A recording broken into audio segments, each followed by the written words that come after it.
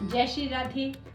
Channel 9 bright star देखने वाले सभी दर्शकों का मैं दिल से हार्दिक अभिनंदन करती हूँ और सावन मास की हार्दिक शुभकामनाएं देती हूँ।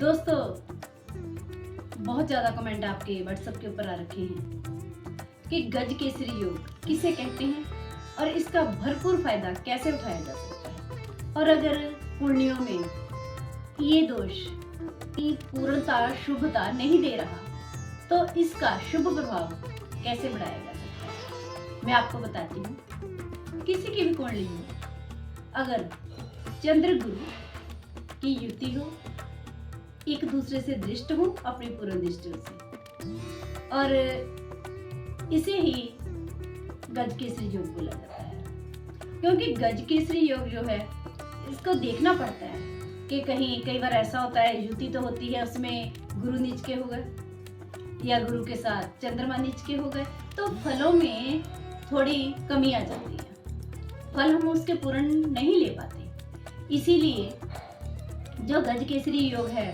वो गज लक्ष्मी का योग है। उसको किसी भी चीज की, उस पर्सन को किसी भी चीज की कमी नहीं रहती जिसकी कुंडली में गज केसरी योग है, पर वो सुख ऐसे प्राप्त नहीं होते। सब कहने की बातें हैं, मैं आपको बताती हूँ।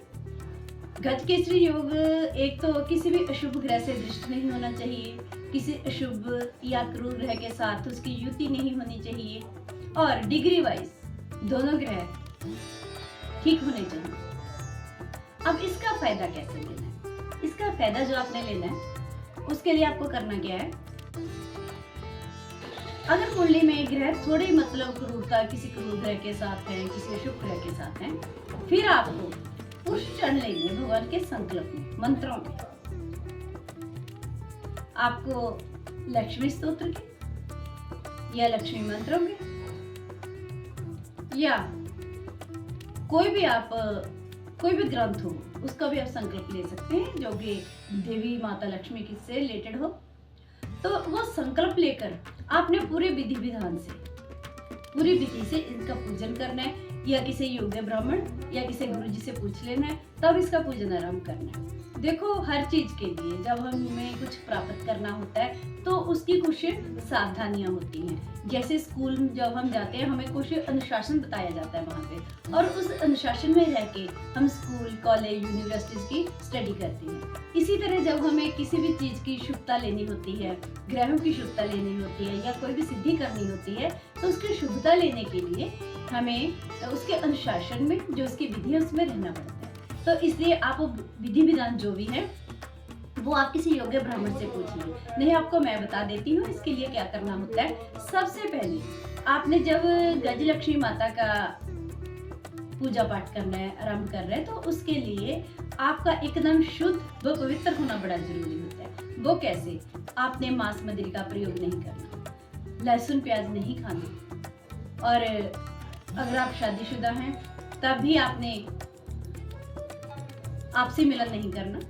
दूसरी बात, बाल नहीं कटवाने, नाखून नहीं कटवाने उन दिनों में, किसी के घर का खाना नहीं, सिर्फ शुद्ध भोजन जो सात्विक भोजन है घर में बनता है वो ही खाना। ज्यादातर गज लक्ष्मी को वैसे सफेद चीजें और फूल चढ़ाए जाते हैं, फल हो गए, तो इसलिए ज्यादातर इन दिनों में कोशिश करिए कि आप फलों का ज्यादा उपयोग करें, अन्न से भी ज्यादा फलों का उपयोग करें। और उसके बाद में जल जो हो बिल्कुल पवित्र शुद्ध हो, आपके बर्तन शुद्ध हो। मतलब जितनी ज्यादा शुद्धता का प्रयोग होगा उतनी ज्यादा हमारे ऊपर प्रभु की गज योग की प्रसन्नता जो है वो बढ़ेगी, क्योंकि इसमें महालक्ष्मी माता का विशेष रोल होता है और गुरु ग्रह का और गुरुदेव की कृपा के हम पात्र बनते हैं। और ऐसा करने से आपका क्या होगा, आपके जो ग्रह हैं उनमें शुभता आएगी, और गुरु ग्रह जब एक बार आपको हो जाता है तो वो दूसरे ग्रह को भी कंट्रोल कर लेता है अगर कोई और ग्रह अपनी क्रूरता छोड़ता है। दूसरी बात है, आपने जब भी जिस भी आसन के ऊपर बैठना है वो एकदम शुद्ध होना चाहिए। जो आपने वस्त्र पहनने हैं वो एकदम शुद्ध होने चाहिए। मतलब ऐसा नहीं कि वो वस्त्र आपने पहन लिए उसी के साथ आप वॉशरूम में चले गए, उसके साथ आप बाहर घूमने चले गए, नहीं, वो वस्त्र आपने अंदर पहन के अंदर ही उतार देने। उनमें ना आपने कहीं बाथरूम जाना नहीं कि घूमने जाना है, बस वो वस्त्र उसी टाइम पानी में से निकाल के दूसरे वस्त्र पहन लेने। कम से कम 2 या 3 जोड़ी के वस्त्र आपको पूजा से पहले ऐसे बना के रखने चाहिए। और इसके अलावा जो आप कर सकते हैं वो आप प्रत्येक बृहस्पतिवार और शुक्रवार को, बृहस्पतिवार को तो अपने मंदिर में पीली वस्तुओं का दान करना है, पीली वस्तुएं चढ़ानी है, फूल हो गए, केले हो गए, लड्डू हो गए, पीली चने की दाल हो गई, ऐसी चीजें, पीले कलर की, पीला कपड़ा हो गया, और उसके बाद में पीला चंदन हो गया। जो गजलक्ष्मी माता की हैं वो अपने शुक्रवार को करना है। दही, दूध, खीर, चावल, सफेद चंदन, सुच्चा मोती भी आता है जो माता को चढ़ाया जाता है। तो आप वो आप सभी सामान जो मैं बता रही हूँ आपने मंदिर में अर्पित करना है। और उस शुक्रवार की शुक्रवार आपको क्या करना है, कम से कम आपको हर रोज दही का, हर शुक्रवार मतलब दही का तिलक लगाना है, सफेद चंदन का तिलक लगाना है, गुलाबी या व्हाइट कलर के कपड़े पहनने हैं। और पूजन जो करना है संकल्प लेके करना है। संकल्प अगर आप लंबा नहीं ले सकते, आप गृहस्थी वाले, आप हर रोज का हर रोज ले लो।